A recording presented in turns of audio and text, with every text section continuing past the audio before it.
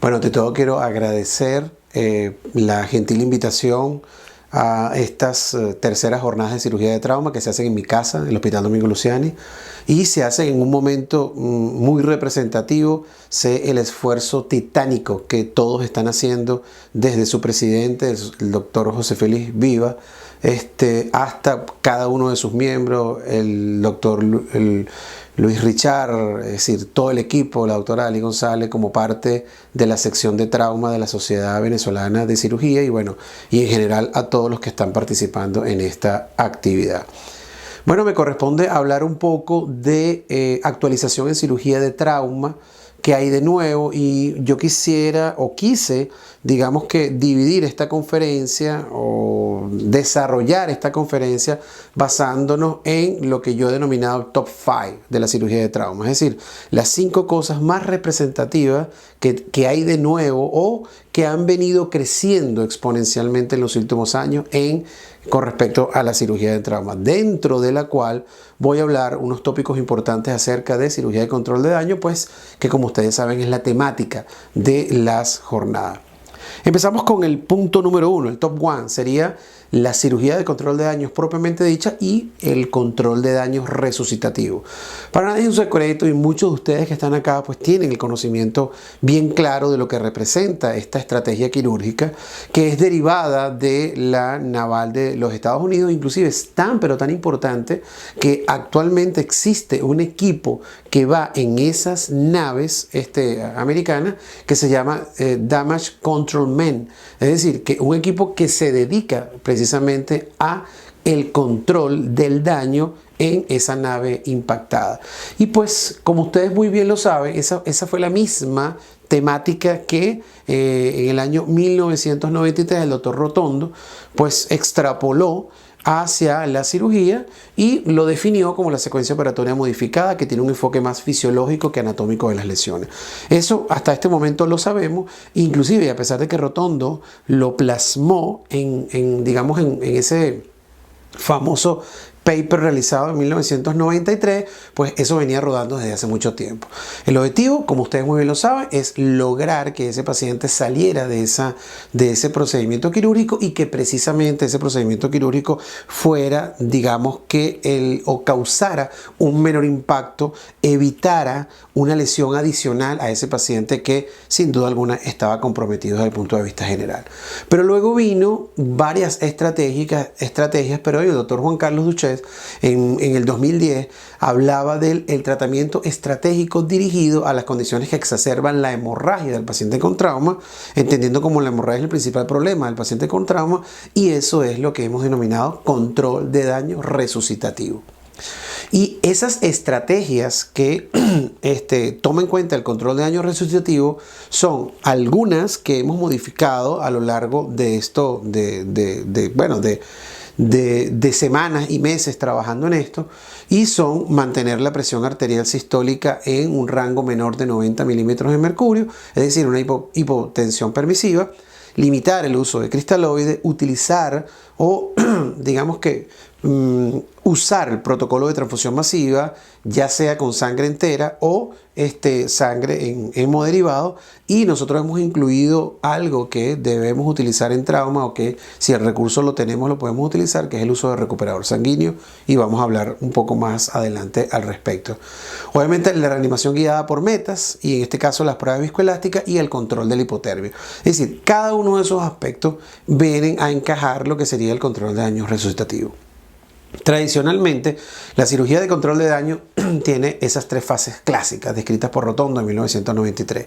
Y si le ponemos un poquito de lupa a esto, nos damos cuenta que hoy en día existen otras clasificaciones que hablan de agregar más etapas a la cirugía de control de daño, pero básicamente la podemos entender de esta manera. En el 2001, Johnson publicó una fase 0, es decir, adicionaba una fase 0 inicial a esta fase 1, 2 y 3. ¿Ok? Ahora la pregunta es, ¿dónde entra acá la cirugía de control de daño, o mejor dicho, el control de daño resucitativo? Pues ese control de daño resucitativo, que lo que busca es precisamente implementar esas nuevas estrategias para el control de la hemorragia, entraría pues en cada una de las fases del control de daño clásico, es decir, en la fase 0, en la fase 1 y en la fase 2, y eso lo vamos a ver a continuación. Tradicionalmente, la cirugía de control de daño, ¿qué es lo que hace? Teniendo en cuenta que el problema principal del paciente es la hemorragia, pues la cirugía de control de daño lo que hace es un control quirúrgico, nos provee un control quirúrgico de la hemorragia, que lo puedo hacer en fase 0, fase 1 o fase 2. Fase 0 yo puedo poner un torniquete, una sonda de Foley a manera de balón hemostático en un paciente. En la fase 1 puedo utilizar cualquier tipo de estrategia quirúrgica, como vamos a ver más adelante, para el control de la hemorragia, y en fase 2 la angioembolización en el caso que esté disponible. Ahora, el control médico de la hemorragia, pues también, porque todas esas estrategias que hemos venido hablando también pueden ser realizadas o pueden ser ejecutadas en fase 0, en fase 1 o en fase 2 de cirugía de control de daño. Ahora, existe un concepto muy importante que es la hora dorada, y son esos 60 minutos que son muy importantes de actuación intrahospitalaria, quitando esos famosos 10 minutos de platino. Vamos a hablar solamente de la actuación intrahospitalaria.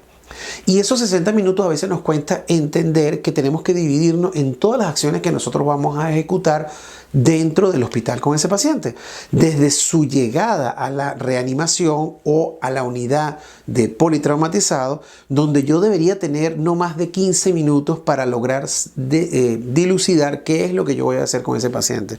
Es decir, si ese paciente, por ejemplo, requiere, como en el caso de este paciente, un control de C extremo, como lo es una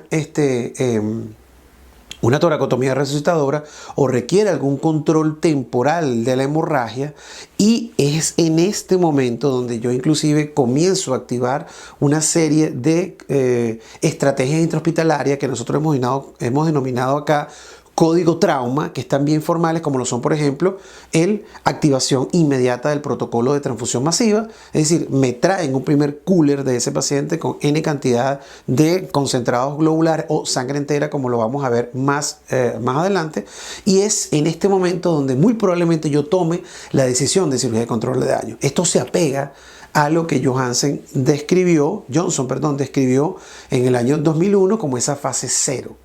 Luego de esta fase 0, pues yo entro en una fase que va a ser quirúrgica, porque la fase que he comentado anteriormente es prequirúrgica, es decir, antes de entrar a quirófano. Entonces tengo una fase que no debe pasar de los 45 minutos, y que en esos 45 minutos pues yo debo dividir mi actuación en aproximadamente 30 minutos para control de la hemorragia, 10 minutos para control de la contaminación y unos 5 minutos para terminar de cerrar al paciente. Total, es un cierre abreviado. En esos 30 minutos de control de la hemorragia, ¿qué yo puedo hacer? Puedo ligar el vaso susceptible a ser ligado, puedo extirpar el órgano susceptible a ser extirpado, vaso riñón, puedo hacer un chum para garantizar la continuidad vascular, o puedo empaquetar a ese paciente. E inclusive, si yo puedo tardar menos de 30 minutos en hacer esto, pues sería ideal para ese paciente. Pero algo que hemos aprendido en el último año, digamos de una manera más fehaciente, es tener una pausa, es decir, hacer un time out en ese paciente que estamos tratando nosotros, que estamos ejecutando un control de daño. Y es realmente tomarse 5 a 10 minutos para reanimar al paciente. Y no se trata solamente de reanimar al paciente, sino que tenemos que reanimar a nosotros mismos, es decir, tratar de llegar a un control emocional. Se lo voy a explicar mucho más sencillo. Yo hago un control temporal del sangrado en ese paciente de la manera como lo he dicho anteriormente, obviamente aunado a un control emocional. Pues ese paciente entro en una fase de stop, es decir, una fase de pausa, donde yo reanimo a ese paciente y luego tomo la decisión definitiva. En 3 palabras: controle, reanime y prosiga. ¿Ok? Y esa foto característica del doctor Luis Richard, y si usted, además de hacer estos pasos, es cristiano o católico como la mayoría de nosotros, pues también da chance que eche una rezadita por el paciente, como lo estaba haciendo ahí Luis en ese momento. Entonces, el tema es ese. Fíjense que él tiene un control de la contaminación, es decir, cerró la llave y reanima al paciente en el caso que aquí lo requiera. Fíjense, este dato de un paciente que operamos hace un par de semanas, un paciente con un trauma torácico penetrante, con una hemorragia exsanguinante, que se le hizo todo el protocolo de manejo prequirúrgico, como lo fue activar el protocolo de transfusión masiva, etc. Y fíjense cómo este paciente, en la hoja de anestesia, el paciente entra con 729 de gases arteriales y termina la cirugía a poco menos de 2 horas de cirugía en 7:36. Y fíjense que ese recuadro azul es el momento en que nosotros nos tomamos para hacer una pausa luego del control de la hemorragia y digamos, reanimar a ese paciente. Y a partir de ese momento, como lo ven allí, la escala de registro del anestesiólogo, pues fíjense, obedece a una mejoría exponencial de ese paciente una vez que hemos controlado el sangramiento y obviamente hemos transfundido al paciente. Esto fue lo que sangró ese paciente, aproximadamente 6 litros. Es decir, un poco más de la volemia del paciente y ahí está recolectada en esos recipientes. Ese paciente durante el acto quirúrgico hubo la necesidad de colocarle 20 unidades de glóbulos rojos, 14 unidades de plasma, 16 unidades de crioprecipitado y 6 unidades de plasma de plaqueta. Yo sé que todos ustedes estarán, digamos que, riéndose un poco porque las condiciones, y yo crecí en una condición de austeridad en cuanto al banco de sangre, pues les comento que a nivel mundial esto sería lo ideal para darle a ese paciente una reanimación adecuada. Es decir, proveerle a ese paciente un número importantísimo de sangre o de concentrados, de hemoderivados. Entonces tenemos un control de daño, que hablamos de cirugía del control de daño, y tenemos un control de daño resucitativo, y en conclusión, en este primer punto, pues yo considero que debe ser cirugía de control de daños resucitativa, es decir, la fusión de la parte quirúrgica con la parte médica para el tratamiento de la hemorragia de ese paciente. Punto 2, transfusión masiva y reanimación dirigida por metas. ¿A qué se refiere esto? Habitualmente la definición de transfusión masiva obedece a más de 10 unidades de sangre en 24 horas, como en el caso anterior que les había comentado. Ahora bien, lo que realmente obedece en términos reales es la disposición de derivados o de productos sanguíneos, llámese concentrados globulares, plasma fresco congelado, plaquetas o crioprecipitados, o en el mejor de los casos, como se está retomando nuevamente, el uso de sangre total. Y esto obedece a algo muy interesante. ¿Qué debemos considerar nosotros siempre en este tipo de pacientes? Debemos considerar que tenemos que tener una corrección de la perfusión, es decir, yo necesito llevar oxígeno a esas células distalmente y necesito también una corrección de la coagulopatía. La corrección de la perfusión la hago con sangre, con glóbulos, y la corrección de la coagulopatía la hago con todos los productos de la coagulación, inclusive las plaquetas. Entonces, esto tiene que quedarnos claro. Corrección de la perfusión, concentrados globulares, corrección de la coagulopatía, plasma fresco congelado, plaquetas o crioprecipitado, inclusive ácido tranexámico para la fibrinolisis de ese paciente, para el tratamiento de la hiperfibrinolisis de ese paciente. Ahora, todo esto me lo pudiera proveer la sangre total. Sí, la sangre total. Nosotros estamos instaurando un protocolo para el uso de sangre total en este tipo de pacientes y estamos disponiendo de 2 unidades de sangre total que me proveerían prácticamente una volemia del paciente, a diferencia de la composición de los concentrados de los hemoderivados por separado. Y un primer paso se está dando, por ejemplo, con la utilización del Cell Saver o el recuperador sanguíneo. Hemos utilizado ya en varios casos de trauma o en cirugía de urgencia, como en este caso de un aneurisma aórtico roto que pudimos operar, y que sin duda el éxito del paciente no fue en lo que hicimos nosotros en el acto quirúrgico.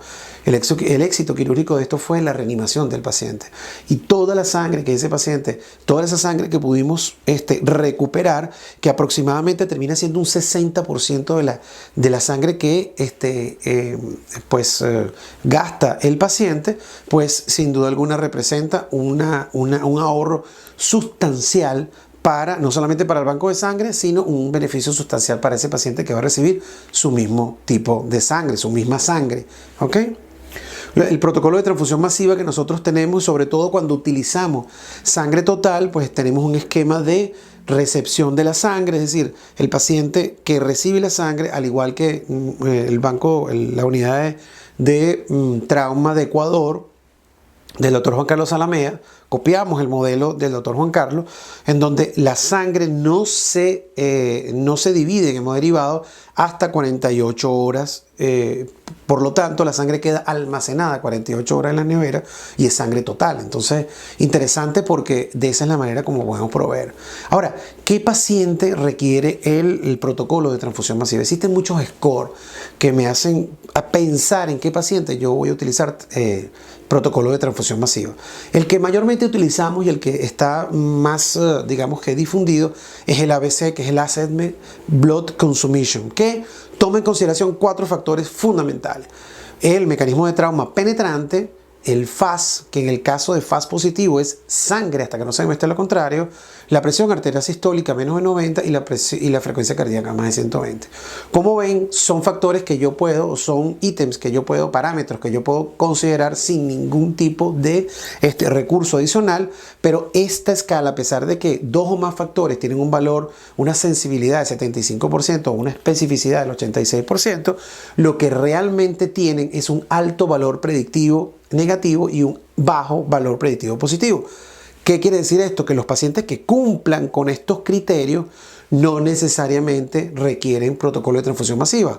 Ahora bien, los pacientes que no cumplan con estos criterios, pues definitivamente no requieren protocolo de transfusión masiva. A eso me refería cuando hablaba de que tiene un alto valor predictivo negativo.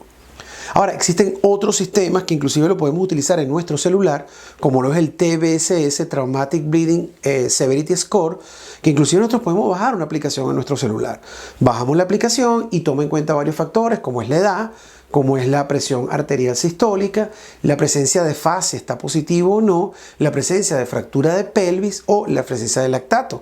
Fíjense que ahí estamos eligiendo algunos de los ítems y él da el resultado. En este caso el TBSS es 8, lo pone en verde porque realmente tiene un requerimiento bajo o una probabilidad baja de necesitar protocolo de transfusión masiva. En vez que si yo agarro y coloco una edad de menos de 60, una presión sistólica menos de 90, le vamos a poner en este caso el FAS, o sea, vamos a poner positivo en la ventana pericárdica o en la ventana perihepática, es decir, el espacio de Morrison. Realmente no voy a colocarle una fractura de pelvis, pero le voy a colocar el lactato, vamos a colocarlo entre 5 y 7.9. Esto da un score, un TBSS de 26, y como lo ven, cuando el score es más de 17, ese paciente tiene la necesidad de tener un protocolo de transfusión masiva en el 94.4% de los pacientes. ¿Qué es otra cosa que hemos hecho? La reanimación guiada por pruebas viscoelásticas. Es decir, saber exactamente qué requiere ese paciente desde el punto de vista de la coagulación. Ya vimos cómo corregir digamos, la necesidad de transfundir ese paciente, y ahora nos corresponde ver qué tiene o qué necesita ese paciente desde el punto de vista de los factores de coagulación. Y para ello utilizamos las pruebas viscoelásticas. El Rotem y la curva que van viendo allí es una curva, por supuesto, ampliada en velocidad. Este es un estudio que tarda aproximadamente entre 35 y 45 minutos en ejecutarse, pero me da una información valiosísima con respecto a qué es lo que necesita ese paciente. Y no voy a entrar mucho en detalle porque es un tema bien interesante que podemos hablar en otra oportunidad, pero fíjense cómo las gráficas se van haciendo, y ese es la característica habitual de una gráfica que se forma en un paciente que no tiene coagulopatía. Se lo voy a explicar de una manera mucho más sencilla. Se lo voy a explicar con un caso clínico. Este es un paciente masculino que llega en paro cardiorrespiratorio posterior a trauma penetrante, donde en miembros inferiores, con una pérdida de volumen muy importante y obviamente signos de lesión vascular femoral en el miembro inferior. El paciente se para en la reanimación, se está haciendo un masaje directo en ese paciente mientras se hace un control distal del sangrado. El estigma de trauma de ese paciente fue una lesión muy común a esos pacientes que nosotros vemos en la unidad de politraumatizados del Hospital Domingo Luciani. Aquí lo que me interesa que vean es que ese paciente se le hace control de la hemorragia e inmediatamente se activa el protocolo de transfusión masiva. Yo recibo 2 unidades de concentrados globulares O negativo u O positivo en el caso de que sea un hombre, no hay ningún problema en esto. Si es mujer, necesariamente tiene que ser O negativo. Fíjense cómo se está haciendo el control, ya sea de manera mixta, tanto con torniquete como con sonda de Foley, y ese paciente es llevado a mesa operatoria donde se mantiene la reanimación. ¿Cuáles fueron los hallazgos? 40% de rotura femoral, 60% de lesión de la vena femoral, sin lesión ósea, y obviamente es un paciente que se le hace una cirugía de control de daño por sus condiciones. ¿Y qué se le hace? Se le pone un shunt. Eso lo hacemos exactamente igual en el Hospital Domingo Luciani. ¿Cuál es la diferencia? Que este paciente nosotros le hacemos un Rotem y empezamos la transfusión masiva, no sé si se dan cuenta, con una proporción 1-1-1. Ahí están los concentrados globulares, ahí está el plasma fresco congelado, bueno, y otra serie de aditamentos, y ese paciente, el primer Rotem aparece esto. Y esto es lo que llaman el diamante, que es un problema grave en el paciente politraumatizado. Muchos lo han descrito como el diamante de la muerte, como lo es esa imagen que representa una hiperfibrinolisis. Este paciente sin duda alguna necesita ácido tranexámico para su tratamiento. ¿Qué es lo importante? Que ese paciente se reanima, pasa a la unidad de terapia intensiva, hacemos un nuevo Rotem luego de ir transfundiendo según la necesidad, y ese paciente a lo largo de poco tiempo pasa de estar con una coagulopatía severa a un paciente que se le ha corregido prácticamente completamente la coagulopatía en un lapso menor de 6 horas, y es un paciente que se vuelve a intervenir. Lo interesante de este paciente es que este paciente lo reintervenimos en la misma guardia, es decir, en el mismo periodo de la guardia se reintervino, se hizo una cirugía definitiva, y obviamente, como ustedes podrán entender, esto acorta significativamente los tiempos de ejecución. Punto 3, y aquí voy a hacer un poco más somero, el uso de procedimientos endovasculares para el tratamiento del sangramiento. Y esto obviamente entra en entramos en la filosofía de lo que serían los pabellones híbridos o el tratamiento endovascular de forma híbrida para ya sea el tratamiento temporal o definitivo de las lesiones por trauma. Es decir, o lo que es lo mismo, el tratamiento de emergencia o el tratamiento de urgencia. Y obviamente lo primero que sale es lo que ustedes han estado escuchando desde hace un par de tiempo, un par de meses, un par de años, por así decirlo, como lo es el REVOA, que es resucitativa Endovascular Balloon Occlusion de aorta. Entonces, este es un dispositivo que, como ustedes saben, se coloca dentro de la aorta y hace una oclusión en determinadas zonas, que no vamos a hablar de esto para no utilizar tanto tiempo, pero habla de una oclusión de esa aorta en la zona 1 o una oclusión de la aorta en zona 3.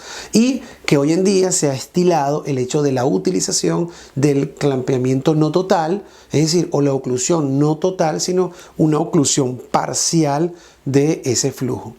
El tema aquí es interesante. Hoy en día está en tapete. De hecho, hace unos días había una discusión bien acalorada entre el doctor Mattox y el Grupo de Colombia acerca si realmente el balón, el REVOA, tenía una utilidad. De hecho, hay un estudio reciente publicado en este mes, 2019, en JAMA, donde habla de que existe una mayor mortalidad en aquellos pacientes que se usa REVOA, existe una mayor tasa de complicaciones, amputaciones, etc. Entonces hay que ponerle mucho ojo y mucha lupa a todo esto.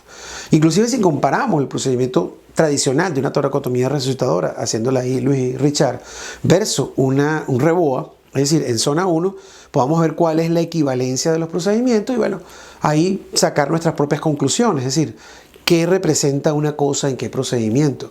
El acceso en el REVOA es la punción, en la toracotomía resucitadora es la incisión, el procedimiento el procedimiento para el control sería en el caso de la insuflación del balón en el REVOA o el clampeamiento de la aorta, clampeamiento cruzado de la aorta en la toracotomía resucitadora. Las preguntas aquí son: ¿cuánto tiempo me tardo en una y otra? ¿Cuál es la efectividad? Y la ventaja que tiene la toracotomía resucitadora sobre el REVOA es que yo puedo dar masaje cardíaco directo. ¿Ok? Hoy en día inclusive se habla de REVOA y REVOC. Y de esto interesante voy a tomar un caso de colaboración del doctor Carlos Ordóñez, uno de los que más ha publicado con respecto a esto. Y el REVOC es un balón que se va a colocar de oclusión, no en la aorta, sino se va a colocar en la vena cava retrohepática para aquellos casos importantes de lesiones retrohepáticas. Entonces, esto es un caso que ellos publicaron, donde se ve allí la angiografía con los dos balones.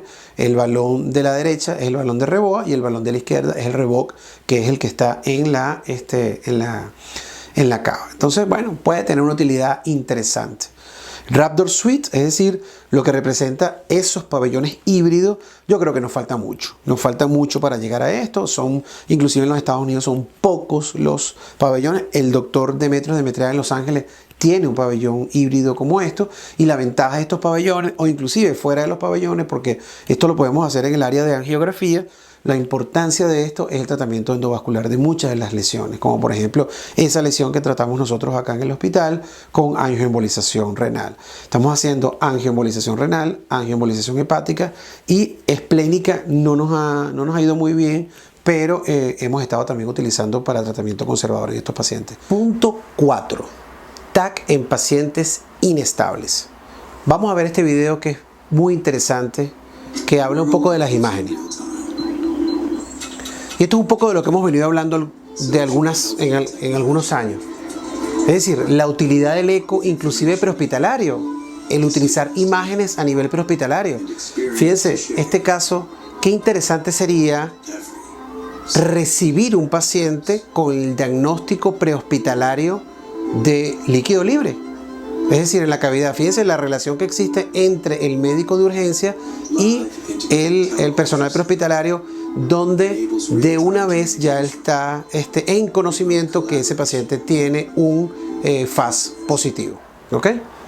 Bien, en cuanto a la disposición o el uso de las imágenes, habitualmente pues las utilizamos en la evaluación secundaria o en la evaluación terciaria. Sin embargo, hoy en día, pues como vimos anteriormente, las imágenes se utilizan tanto en la evaluación primaria, tanto para evaluar B como para evaluar C, es decir, con el IFAS y el FAS. Ahora bien, ¿qué pasa con la tomografía? Y aquí hay dos grandes pacientes. Está el paciente realmente inestable con una presión arterial sistólica menos de 60, que probablemente requiere una toracotomía resucitadora, que ese paciente va a una cirugía.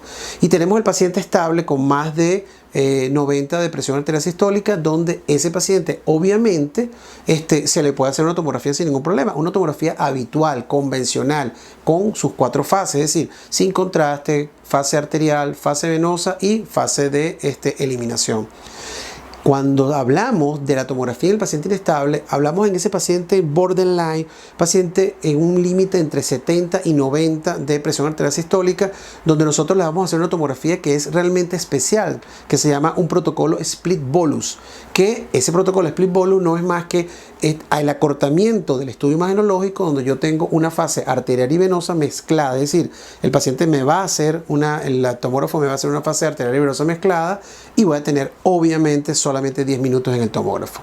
Ahora bien, existen muchos estudios que han determinado las condiciones en las cuales yo puedo hacer una tomografía, y evaluaron dos lugares, dos sites en 2 hospitales, uno donde el tomógrafo estaba a 80 metros y otro donde el tomógrafo estaba a menos de 50 metros, y se dieron cuenta que el tiempo en el cual yo hago una tomografía estando cerca del tomógrafo, la reanimación o la unidad de politraumatizado cerca del tomógrafo, pues es mucho más expedito, o sea, reduce en un tercio la realización del mismo. En el hospital Sotero del Río nosotros tenemos una disposición de aproximadamente un poco menos de 60 metros. En la unidad de politraumatizado del Domingo Lucianis también el tomógrafo está muy cerca. Y esto evidentemente lo podemos observar cuando nosotros en tiempo real tenemos un paciente que llega a la urgencia, como el caso de este video, donde tiene un trauma por arma blanca. Nosotros le ponemos un tubo de tora, le hacemos un FAS diapositivo, activamos protocolo de transfusión masiva, lo llevamos al tomógrafo. Obviamente este video tiene 39 veces ampliados para hacerlo más pronto, y fíjense cómo los tiempos se van cumpliendo desde que el paciente llega a tomografía, se le hace la tomografía en simultáneo con la reanimación, es decir, el paciente nunca deja de estar reanimado, y se hace una evaluación. El cirujano hace una evaluación grande de lo que tiene el paciente, y por lo menos entramos a pabellón guiado por la tomografía. Es decir, tenemos una apreciación de lo que vamos a encontrar, en este caso una lesión de mamaria que estaba, aunque no lo crean, comprometiendo al paciente. El paciente sale del área de tomografía y sube inmediatamente a quirófano, que lo tenemos realmente cerca, y se realiza evidentemente la cirugía con un tiempo particularmente interesante en este caso. La posición del paciente es importante, pero fíjense, más allá de la posición, que si va de cabeza, va de pie, eso está por establecerse. Habitualmente lo ideal es que esté de pie para que tenga la vía aérea pues despejada, pero lo más importante en este paciente es que este paciente está reanimado, monitorizado y resuelto. En este caso resuelto la B. Quiero ponerles este video, me quiero tardar 2-3 minutos porque es muy interesante. Es un video cortesía del doctor Juan Carlos Duches, donde se ve a los japoneses, cómo son las unidades de trauma de los japoneses. Fíjense esto, el paciente llega a la unidad de trauma, inmediatamente se comienza pues el ABC. Ahí ven, fíjense cómo todo el equipo de trauma pues está exponiendo al paciente, y en la misma camilla donde colocan a ese paciente, en esa misma camilla se procede a fijarlo para hacerle una tomografía. Es decir, el tomógrafo está en la urgencia, el tomógrafo está en la unidad de politraumatizado. Fíjense cómo lo introducen. Parte del movimiento de la cama hacia el tomógrafo, parte del tomógrafo va hacia el paciente, y en 5 minutos desde que el paciente llega a esa unidad se le hace una tomografía. En ese momento se obtiene el resultado arriba en el cráneo normal, en el tórax múltiple fractura y obviamente una fractura en libro abierto de pelvis. Entonces, ¿qué hacen estos japoneses? Son unos bárbaros. Fíjense cómo sacan al paciente del tomógrafo y allí mismo pues continúan la valoración con ese paciente. Aquí vemos cada uno actuando en el área respectiva, manejando la vía aérea del paciente, es decir, garantizando la vía aérea de ese paciente con una intubación, mientras que un equipo se prepara para la colocación de un REBOA. Fíjense cómo se ve que están trayendo el equipo para la realización del mismo, y ahí está el japonés que inclusive con el movimiento de la cama puede lograr canular y pasar un REBOA. Realmente impresionante estos japoneses. Colocan el REBOA como se ve allí, inmediatamente fíjense, ese paciente, el mismo equipo lava y realiza una laparotomía para colocación de un packing extraperitoneal. Estamos hablando en el mismo lugar que llega el paciente. Se abre el paciente y se le coloca un packing retroperitoneal, como lo ven allí, como lo están viendo ahí, un paqui pélvico. Fíjense cómo ese paciente va mejorando la tensión. Fíjense cómo está en 149, 100, y bueno, se hace la cura definitiva, y luego, aunque no crean que la cosa ha terminado allí, viene otra vez con el angiógrafo, etcétera, canulan la femoral del lado derecho, y en este caso nada más y nada menos realizan una angioembolización de lo que esté sangrando en esa pelvis. Entonces, en 40 minutos ese paciente garantizaron vía aérea, le hicieron su survey, en 5 minutos le hicieron una tomografía, le subieron un REBOA, le hicieron un packing retroperitoneal, y le hicieron una angiografía. Increíble, realmente sumamente increíble. El último punto 5, para terminar, la laparoscopia en trauma. No me voy a extender mucho. Ustedes muy probablemente hayan visto que la laparoscopia ha ido ganando terreno en cuanto a la utilización en trauma. Recuerden que el 90% del trauma penetrante es quirúrgico y el 10% del trauma cerrado es quirúrgico. O sea, esa es una ventaja enorme, y que de ese porcentaje de trauma que se va a operar, aproximadamente el 15% puede ser resuelto por laparoscopia y un 85% resuelto convencional. El tema es que la laparoscopia ha llegado mucho más allá, no solamente al diagnóstico o la estandarización de ese paciente, sino al tratamiento del mismo, ¿correcto? Entonces es muy importante. Y la utilización de los métodos no invasivos hacia el tórax, como es la videotoracoscopia, también es muy importante, y la hemos utilizado con mucha frecuencia. Cada vez la hemos utilizado mayor en esos pacientes que llegan hemodinámicamente estable y que se le puede hacer una toracoscopia. Este paciente en particular es un paciente que recibió una herida por arma blanca, y esa herida por arma blanca, aunque no lo crean, hizo una ventana pericárdica, y nosotros ahí lo que estamos haciendo es completando la ventana pericárdica para terminar de exponer ese corazón para ver si había una o no una lesión. Obviamente, de haber encontrado una lesión, ese paciente terminaría en una toracotomía o una esternotomía. Finalmente, la laparoscopia 3D anecdótico netamente. Hemos empezado a utilizarla, pero no hemos tenido. Pero esto ya es más juego de video, honestamente, ¿no? Esto ya es presumir un poco y no vamos a hablar al respecto. La tecnología, sin duda alguna, como conclusión, debe estar al servicio de la atención médica, sin duda alguna. El buen juicio y la evaluación clínica debe ser fundamental para el tratamiento de estos pacientes. Y fíjense cómo, sin duda alguna, hay métodos que todavía se siguen utilizando. Fíjense estas dos láminas interesantísimas donde se ve la utilización de torniquete, pues tradicionalmente colocada en las amputaciones, y como nosotros hoy en día todavía seguimos utilizando esos torniquetes.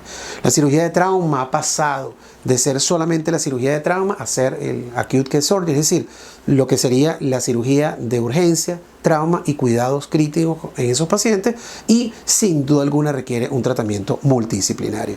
Yo quisiera darle las gracias realmente por esta participación, y más allá de darle las gracias, yo quisiera felicitarlos por todo lo que están haciendo por mi hermoso y bello país, por mi hermoso y bello hospital, por mi hermosa y bella unidad. Yo quisiera decirle a todos que estoy profundamente orgulloso viendo todo lo que están haciendo a pesar de las dificultades, y que sin duda alguna tienen un mérito superior.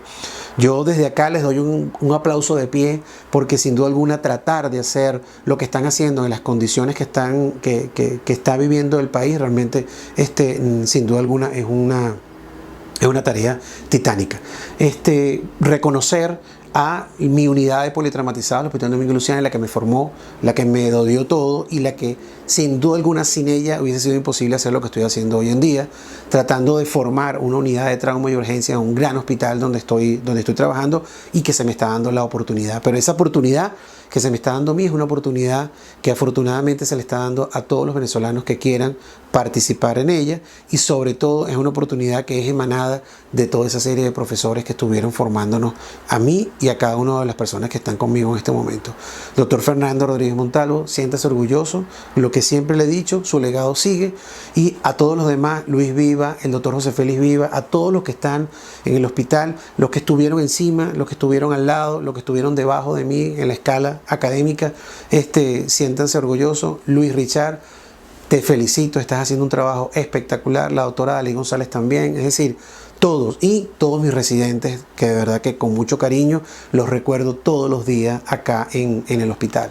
Sin duda alguna vamos a lograrlo, sin duda alguna, todos de alguna manera, los que estamos dentro, los que estamos fuera, se está gestando una nueva Venezuela, una Venezuela linda, una Venezuela bonita, una Venezuela libre, una Venezuela como la de antes. Así que de verdad que muchísimas gracias. Y quisiera terminar, les tengo una sorpresa. Muchos de los que estamos acá en Chile nos reunimos, y hay un número significativo de cirujanos que van a participar en la jornada, dando una contribución en metal, sobre todo inscribiéndose en la unidad. Ya tengo aproximadamente más de 15 personas que, estando acá en Chile, pues van a participar de esta manera a la sociedad. Así que una vez más felicito a todos los miembros de la sociedad por este esfuerzo titánico, y muchísimas gracias. Nos vemos pronto.